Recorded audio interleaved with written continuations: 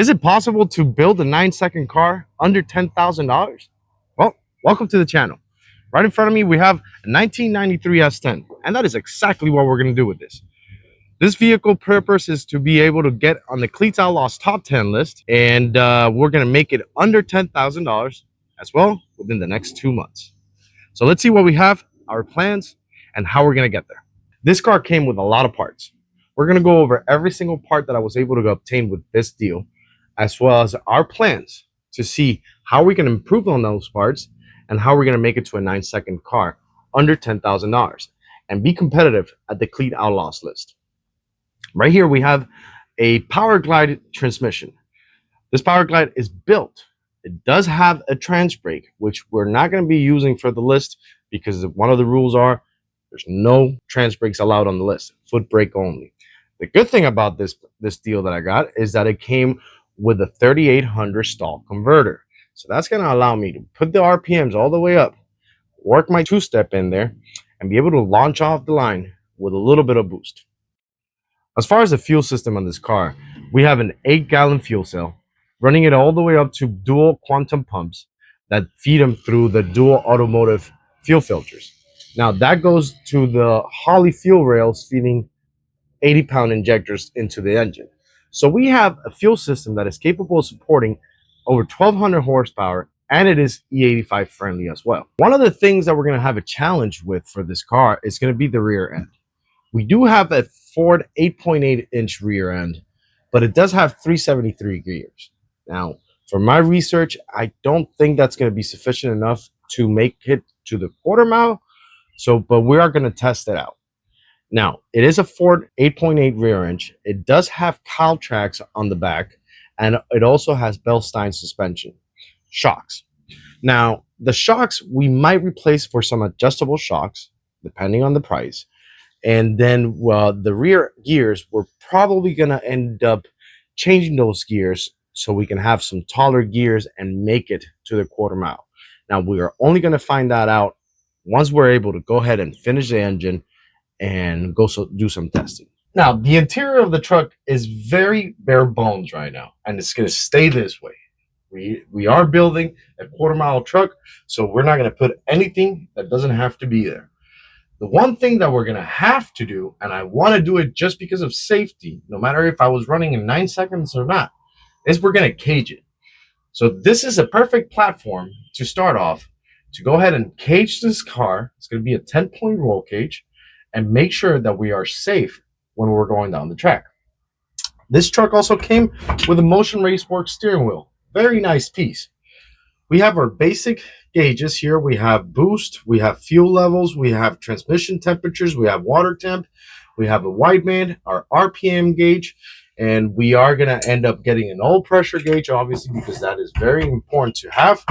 And also, we're going to go ahead and redo this interior because, yes, it's essentially a complete interior for what we need, but I wanted to make sure that I do it my way in the sense putting the gauges where I like them, where I feel like I'm going to need them when we're racing, as well as probably removing this box. This box was built to put all the wires inside of it. That way there's not a mess of wires inside the truck. So we're going to go ahead and try to see if we can run those better and fix it up to remove this, make a little mount for our shifter, and probably we're going to end up getting a new switch panel.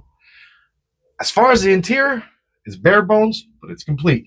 As far as under the hood goes, it's bare bone. There's nothing in here aside from all the lines and the automotive fuel regulator, and that is it. So we're going to end up going with the 5.3 liter LS. We're just going to gap the rings, put the heads that we have, which are boost heads. They're for the 482s, I believe they are.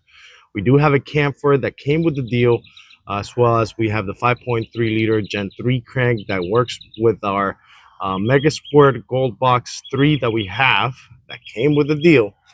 And we're going to just make it as backyard as possible, but reliable enough to make at least 900 horsepower to get us down the quarter mile through that power glide. Now, we do have a Mega Squirt 3 gold box in here with all the relays and the fuse box.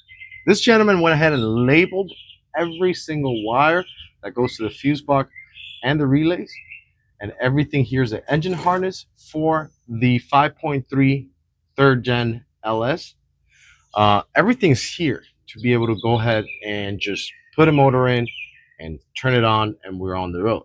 But like I said earlier, I do want to get rid of this box. That way we can clean up all this and put all the switches where I need them to be for the track, as well as just getting rid of this box. We're gonna attempt, depending on the budget, to get a different standalone, because Mega Squared, even though there's a good support on it, there's not many people that tune Mega Squirts, and I know a little bit about tuning, but I am not going to risk this budget build blowing it up when I'm trying to tune it. So what we're going to do is we're going to go ahead and get it a baseline tune, a good baseline tune, and then if there are any adjustments that we need to do at the track when we're testing, I'll be able to go ahead and do so. But the baseline good tune is going to be done by somebody else. Now, I don't know many people that do Mega Squirts tunes, so that's why we're thinking of probably going to Haltech, if not Holly. We're gonna see what we can find for the good budget, if we even have budget for it. But as of right now, we have a Mega Squirt Gold Box 3, and everything's already wired up and ready for a new motor to come in. The wheel and tire combo was included on the deal, so we got Weld Racing wheels all around.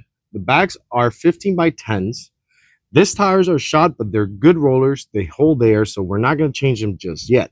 But we did get included on the deal brand new Pro Streets Mickey Thompson's 275s, 60, 15s. Those were included on the deal. We're going to put them on when we're ready to go testing, and we shouldn't have any traction issues between the Caltrix that we have, as well as the brand new tires, the 373 gears, and our Power Glide. The first order of business for this truck is going to be to remove everything in the interior. That way we get it ready for the cage. We already ordered the cage. It's coming in from Jegs. And as soon as we get it in, we should have the truck ready to send it over to the shop, get it caged. Once we have the cage in, we're going to see if we have any budget for a basic aluminum dash. That way we can place all of our gauges and our switches on the dash right in front of me. And after that, we'll go ahead and move over to the engine. We're going to sort out a 5.3 liter Gen 3 LS. We have all that we need for that motor already that was included on the deal. Now, I was actually not going to purchase this truck. I was originally going to go buy a very similar S10 that had an LS already in it running. It had a 4L60 on it, and it was NA.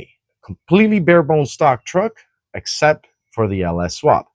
Now, the way I found this deal was by asking the gentleman that had this truck if he had another parts, because he was selling the turbo kit for LS swap S10. It's a custom turbo kit that we have in the deal already. And I asked him, by any chance, do you have a rear end for an S10?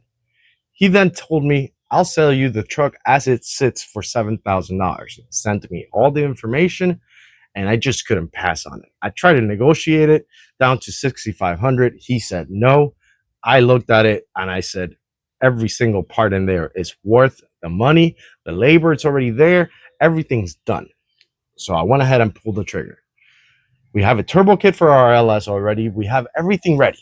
All we need is to cage it, sort out the motor, refreshen it, gap the pistons, and put it together. Now, our goal is going to be July 17th. That's when we're going to go ahead and call out the number 10 spot at the Cleet Outlaws top 10 list. I don't know if it's going to be on the 17th exactly, because they do race every 2 weeks. But for example, this next coming race wasn't 2 weeks strictly because Cleetus and all of them had a lot of events. They had the Talladega event, and now they're doing the Indy 800 event. So they pushed it over to the 15th of this month. So based on being the 15th and every 2 weeks, it's going to land on the 17th, as long as there are no other events that they need to attend to during those weeks. If we're able to get it down the track in 9 seconds before the 17th, we are going to be calling out the number 10 spot in a heartbeat. So let's get this project on the road. Let's get it going. Make sure that you follow us on Instagram and on Facebook, because we are going to be uploading a lot of updates. They're going to be short videos slash reels through our Facebook and Instagram. So make sure that you follow us at Shop Talk and Street Fame, and then subscribe to our YouTube channel for the full series of this build. We're going to document absolutely everything that we do. We're going to document every single cost that we're spending on it, making sure that we're going to keep it under the $10,000 budget that we have. We spent $7,000 already. I believe is very well spent. And we are pretty much on the road already with this project. Stay tuned for the next episode, and I'll see you guys later.